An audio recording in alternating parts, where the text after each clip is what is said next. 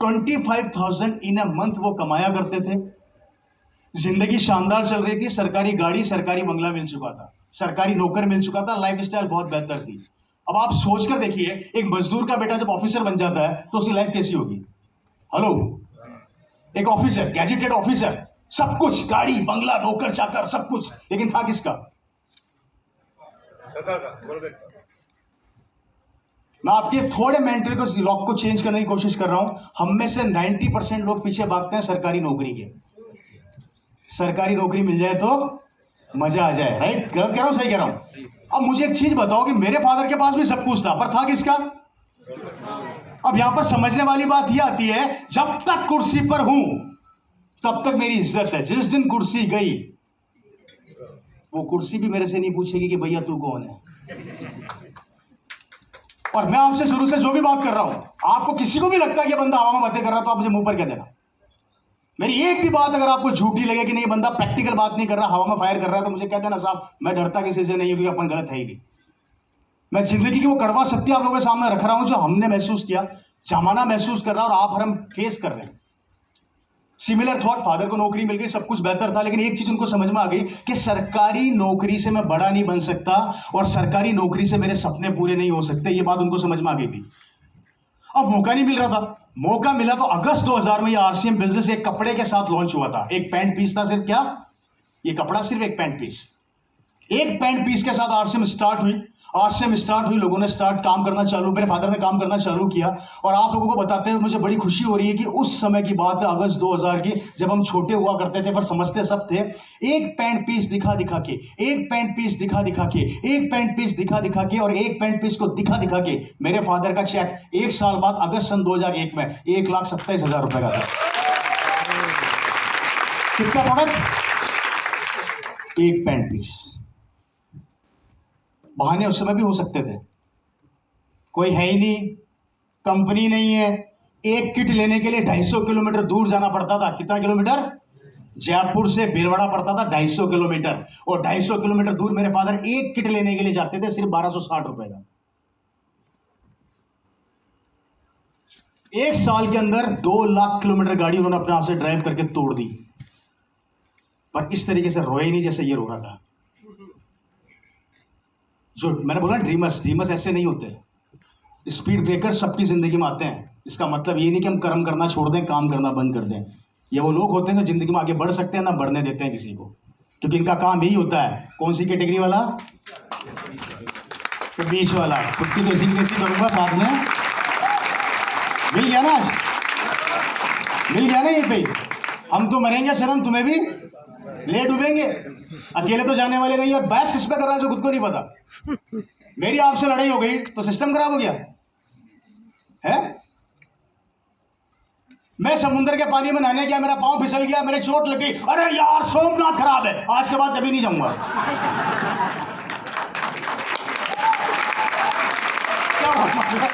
ये तो वही बात होगी कि फिसला में, गिरा में और बदनाम कौन हो गया? पूरा सोमनाथ।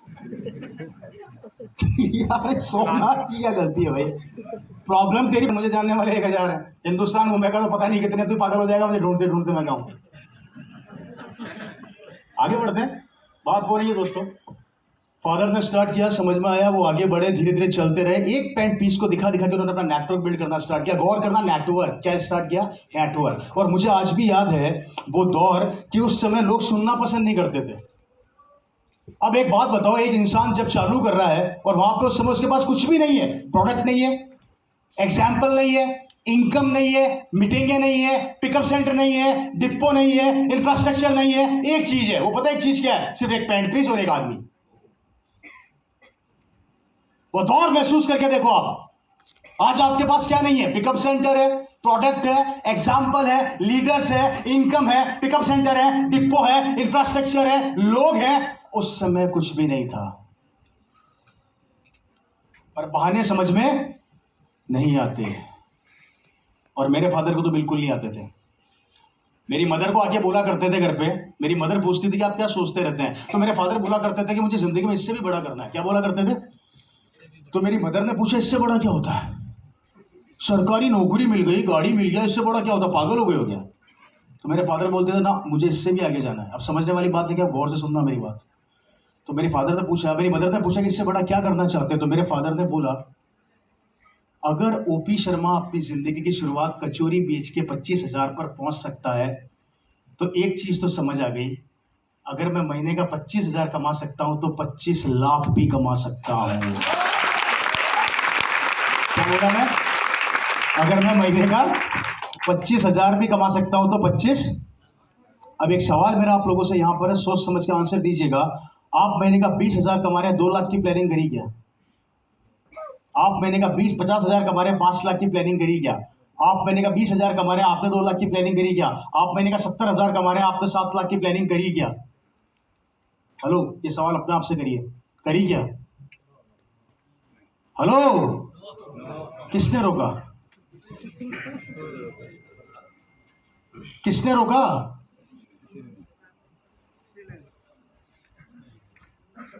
क्यों रोका? हम क्या करते हैं, हमारी सोच हो गई है महीने का, जैसे वो मैं लाख रुपया कमाता हूं, मैं 6 लाख का जीएसटी भरता हूं, तो कहां अड़ेगा मेरा आगे?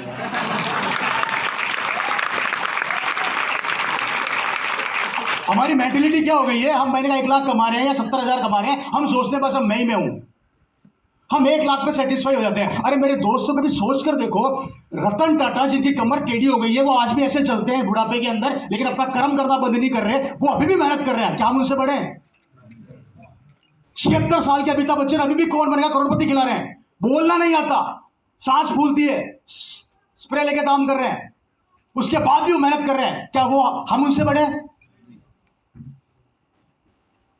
बड़े बड़े आदमी को उठा के देख लो, इतिहास उठा के देख लो, एक से एक बड़ा आदमी कभी भी अपने समय को खराब नहीं करता, अपनी इनकम को डबल ट्रिपल चौबल 10 गुना करने की कोशिश करता है। लेकिन हम क्या करते हैं, हम अपनी जिंदगी में अपने आप को सेटिस्फाई कर लेते हैं कि मैं महीने का 1 लाख कमा रहा हूं, 50,000 कमा रहा हूं, अपनी दुकान चल रही है, ज्यादा चाहिए ही नहीं। और सोचते क्या है, बच्चों की फीस जा रही है, घर की किस्तें जा रही है, छोटा सा बैंक बैलेंस बन गया, एक छोटी सी कार खरीद ली, हल्का फुल्का बैलेंस बना के बच्चे की शादी कर दूंगा, बच्चे को पढ़ा लिखा के ऑफिसर बना दूंगा, हे भगवान तूने सब कुछ दे दिया, बस सब कुछ नहीं चाहिए। सही है गलत है? सही। उनको ये समझ में आ गया, अगर 25,000 कमा रहा हूं तो 25 लाख भी कमा सकता। मौका नहीं मिल रहा था, आरसीएम जिंदगी में आया, पकड़ लिया, दिन रात मेहनत करी, पागलों की तरह दौड़े, लोगों ने मना किया, पूरी कॉलोनी में आरसीएम बता दिया, किसी ने ज्वाइन नहीं किया। उसके बाद रिश्तेदारों को आरसीएम बताया, किसी ने ज्वाइन नहीं किया। बात कर रहा हूं मैं सन 2001 की, उस 1 साल की पीरियड की। वो 1 साल का पीरियड कितना खतरनाक था। उस 1 साल के पीरियड में कॉलोनी रिश्तेदारों को सबको बता दिया। अब एक चीज ध्यान रखना, इस बिजनेस में बहुत बड़ा बंदा है ना, तो एक बात अपने दिमाग में अच्छे से बिठा लेना, अपने रिश्तेदार पड़ोसी को आरसीएम कभी मत बताना। वो सबसे पहले आपकी दुकान चालू होने से पहले बंद कर देंगे। कारण क्या है, हम होते हैं नन्हे फूल की तरह, पौधे की तरह, हमें भी आरसीएम में उगाया है। अब हमको जैसे ही उगाया तो हमें चाहिए आसपास सिक्योरिटी, और वो मिलती नहीं है। हम क्या करते हैं कि अपने आरसीएम जाके पड़ोसी के पास जाते हैं, रिश्तेदार के पास जाते हैं, जाते हो मना कर देता है, मना करते ही हम टूट जाते हैं। उसके बाद हमारी कमर कभी सीधी हो ही नहीं पाती। उसको समझ में कब आएगा, जब कोई आदमी घूम कर आएगा और उसको आरसीएम बताएगा, तब समझ में आएगा कि अच्छा मेरा पड़ोसी रामलाल आरसीएम करता था और मुझे पता ही नहीं। बोले इसलिए नहीं पता, तेरे को बता देता तो तेरा पड़ोसी होता आज भी। इसलिए नहीं बताया कि तेरे पड़ोस से निकलना था। वो समझ में आ गई कहानी। तो अल्टीमेटली मोटी मोटी बात, जितना हो सके पहले चेक करो, पड़ोसी रिश्तेदार समझ में नहीं आ रहा, अवॉइड कर दो, आगे बढ़ जाओ। हमारी कॉलोनी में भी हुआ, सबने मना कर दिया, कोई प्रॉब्लम नहीं थी, वो चलते गए, रुके नहीं, थके नहीं, नेटवर्क पे काम किया, दिन रात मेहनत करी, दिन रात एक कर दिया, सरकारी नौकरी को साइड में रख दिया, लोगों ने उनकी आलोचना करी, लोगों ने उनकी इंसल्ट करी, लोगों ने उनका मजाक बनाया, फिर भी वो रुके नहीं, वो थके नहीं, चलते गए। ऐसे अपवाद जिंदगी में खूब आए, जैसे भी आपने देखे। उसके बाद भी वो रुके नहीं, चलते गए। आज मेरे फादर इस दुनिया में नहीं है, लेकिन जो इस बिजनेस की नेचर है, नेचर क्या, बिजनेस कैरी फॉरवर्ड होता है। आपके बाद या आपके आने वाली जनरेशन को गिफ्ट में मिलता है, या उसका नॉमिनी जो होता है उसको बिजनेस मिल जाता है। ये दुनिया का पहला ऐसा व्यापार है। एक डॉक्टर अपने बेटे को डॉक्टर नहीं बना सकता, एक इंजीनियर अपने बेटे को इंजीनियर नहीं बना सकता, एक फिल्म स्टार अपने बेटे को स्टार नहीं बना सकता, एक राजनेता अपने बेटे को राजनेता नहीं बना सकता। लेकिन अगर आपने इसमें एक बार रॉयल्टी और टेक्निकल ले लिया तो आपका बेटा उसी पोजीशन पे काम करेगा जिस पोजीशन पर आप उसको ये बिजनेस देकर जाओगे, दुनिया से बाहर जाओगे, वो उसी पोजीशन में बिजनेस कैरी फॉरवर्ड हुआ। मेरे पास आया, पिछले 8-9 साल से मैं लगातार फील्ड के अंदर काम कर रहा हूं। लोगों ने मजाक मेरा भी बनाया, हंसी उड़ाई, कोई बात नहीं, मैं रुका नहीं, थमा नहीं, चलता गया चलता गया चलता गया। आज मेरी लाइफ स्टाइल, काफी लोग सोचते कि लाइफ स्टाइल हमारी भी हो, सब कुछ है मेरे पास। आज किसी चीज को खरीदने के लिए मुझे सोचना नहीं पड़ता। मैं जिस चीज पर हाथ रखता हूं मेरी हो जाती है, अगर सोच लिया तो। मेरी कॉलोनी का सबसे बड़ा बंगला आज मेरा है। मेरी कॉलोनी की सबसे लंबी लंबी कारें मेरे पास है। क्या बोला मैं? कार नहीं बोला, रे पे जोर मारना, कार पे मत मारना। कार रे मतलब 1 से 2 से 3 से 11 लाइन लगी पड़ी। और मेरी सबसे, उस कारों में सबसे महंगी जो मेरी कार है वो है मेरी सबसे फेवरेट कार, जो आप लोग जानते होंगे शायद। कोई बता सकता है कौन सी है?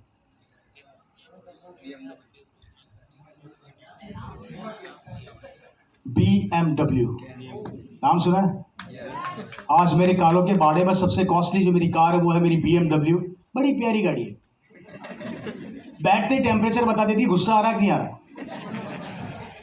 बैठते ही बता दी कि आज क्या खाकर आए हो, क्या नहीं खाकर आए हो। हर चीज उस कार के अंदर। बाहर लोगों के सामने एसी से आवाज आती है, मेरे सीटों में से भी आती है। पूरी गाड़ी ऑटोमेटिक, क्या दौड़ती है। 220 किलोमीटर प्रति घंटा मैंने चलाया उसको। कितना? प्रति घंटे की रफ्तार से मैंने चलाई उसको। सस्ती है, 45,000 का उसका एक टायर आता है। एक टायर कितने का आता है उसका? बम्पर ज्यादा महंगा नहीं, 2.5 लाख का बम्पर है।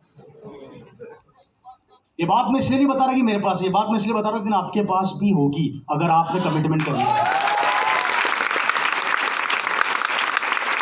आपके पास भी होगी। सिर्फ एक चीज महत्वपूर्ण वो आगे बताऊंगा और आपको हर उस चीज का जवाब देकर जाऊंगा जो आपके दिमाग में कंफ्यूजन चल रहे होंगे, एक क्लियर करके जाऊंगा। मुझे कोई फर्क नहीं पड़ता कौन क्या बोलता है, कौन क्या सोचता है।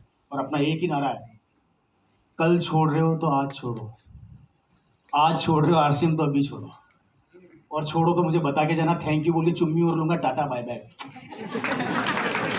क्योंकि तू जाएगा तो टेंशन मत कर, अगली मीटिंग में कोई और आने वाला है, उसको समझ में आ जाएगा। 22 साल पहले मेरे फादर को समझ में आया, किसी को समझ में नहीं आया। आज उसी कॉलोनी की इस BMW से जब ये रवि शर्मा निकलता है ना, तो कॉलोनी के लड़के बोलते हैं, अपने अंकल, पड़ोस के अंकल बोलते हैं अपने बेटे को कि तूने निकम्मे जिंदगी में क्या किया है, इसको देख BMW में घूम रहा है। तो बेटा पता है क्या जवाब देता है? थप्पड़ खाई हुई है मेरे सामने कितनी बार। सालों इतना पढ़ाया लिखा है, किसी काम के लिए। तो बेटे का एक ही जवाब होता है कि पापा आपने थप्पड़ मार दी, बात तो सही है। 20 साल पहले इसके पापा आपको आरसीएम बताने आए थे, तब आपको समझ में नहीं आई थी क्या? उस समय आपको समझ में आ जाती तो आज मैं भी BMW। और ये चीजें बताने की नहीं है। आप में से कई लोग जानते हैं कि मेरे पास कौन कौन सी गाड़ियां हैं, जो मैं फेसबुक अपडेट करता हूं। मैं एक ही चैनल से एक ही चीज चलाता हूं, फेसबुक, और उसके ऊपर मेरा सब कुछ पड़ा जाके चेक कर लेना, रवि ओपी शर्मा के नाम से। देखा हुआ होगा आप लोगों ने सबने। बताने की जरूरत ही नहीं मुझे। हम चीज को छुपा कर नहीं करते भैया, खुला खाता। डरना किस चीज का? चोरी करना नहीं सिखा रहे। राशन खाने से अगर पैसा आता है तो उससे बेहतर धंधा आपके पास हो तो बता दो, और नहीं है तो हमारी सुन लो। कुछ तो करो, कुछ तो करो। तो फ्रेंड्स, आज सबसे लंबी गाड़ियां मेरे पास, लाइफ स्टाइल बिल्कुल बदल गई। और एक जमाने के अंदर यही रवि शर्मा अपनी कॉलोनी का सबसे निकम्मा बच्चा था। सबसे निकम्मा था मैं। सारे दिन साइकिल चलाना, पढ़ाई करना ही नहीं। मेरी कॉलोनी के सब बच्चे डॉक्टर बन रहा है, कोई इंजीनियर बन रहा है, कोई PMT की तैयारी, कोई PT की तैयारी। मैं कहा फोन क्या रहे, सब लगे पड़े हैं पढ़ाइयों के अंदर, चश्मे लगे हुए मोटे मोटे, और मैं सारे दिन साइकिल चलाता था। रियल बता रहा हूं। आज भी मेरी कॉलोनी में जाके पूछ लो, आप वही बोलेंगे सबसे निकम्मा तो यही था। समय का पहिया बदला। वो जितने पढ़ाकू बच्चे थे जो आज मेरी उम्र के हो गए, वो सारे के सारे 20,000 25,000 की नौकरी कर रहे हैं, 15,000 की नौकरी कर रहे हैं। और ये रवि शर्मा अपनी कॉलोनी का सबसे निकम्मा बच्चा, आज जितने की उनके पास मोटरसाइकिल है ना, उस मोटरसाइकिल में सिर्फ मेरी कार का टायर आता है। जिंदगी बदल गई इस आरसीएम बिजनेस के कारण। इसने एक जिंदगी को 180 डिग्री पहुंचा दिया। नजरिया, आपका नजरिया आपको जिंदगी में गिरा भी सकता है तो उठा भी सकता है। दुनिया में हर चीज के 2 पहलू होते हैं, नेगेटिव और पॉजिटिव। सही कह रहा हूं, गलत कह रहा हूं? आप किसी भी चीज को नेगेटिव भी ले सकते हैं और पॉजिटिव भी ले सकते हैं। कमियां निकालोगे तो भगवान में भी निकाल दोगे, और अच्छाइयां ढूंढोगे तो सड़क पर पड़े पत्थर में भी ढूंढ लोगे। एग्जाम्पल दे देता हूं। हे भगवान, पूरी जिंदगी तेरी पूजा करी, क्या दिया? कुछ नहीं दिया, आज से तेरी पूजा बंद। ये हो गई कमी। अच्छा ही सड़क पर पत्थर पड़ा है, सांड पीछे लग गया, कुत्ता पीछे लग गया, तेरे भी दे। क्या काम आया? इंपॉर्टेंट क्या था वो? अच्छा ही हो गई ना। अगर वो पत्थर बानी होता तो कुत्ता काम लगा देता या वो सांड हवा में उड़ा देता। तो कभी भी किसी भी चीज की वैल्यू को कम मत समझो, नेगेटिव ढूंढना बंद कर दो और नेगेटिविटी में से पॉजिटिविटी निकालना स्टार्ट कर दो, आगे बढ़ जाओगे। नेगेटिविटी में से पॉजिटिविटी खींचना स्टार्ट कर दो। हेलो, बात समझ में आ रही है आप लोगों को? आगे